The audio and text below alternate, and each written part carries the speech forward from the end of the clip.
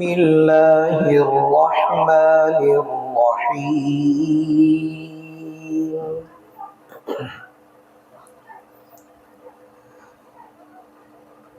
ادع إلى سبيل ربك بالحكمة والموعظة وجادلهم بالتي هي أحسن.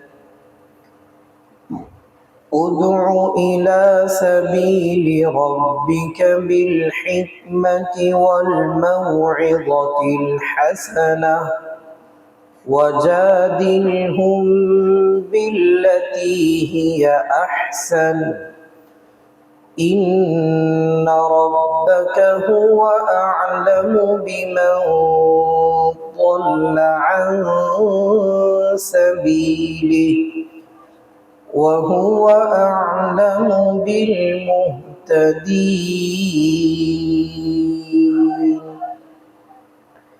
وإن عاقبتم فعاقبوا بمثل ما عوقبتم به ولئن صبرتم لهو خير للصابرين.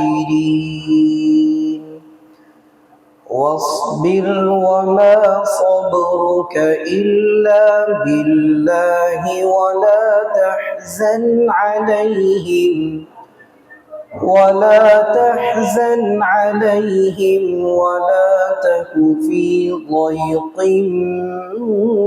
مما يمكرون إن الله مع الذين اتقوا والذين هم محسنون.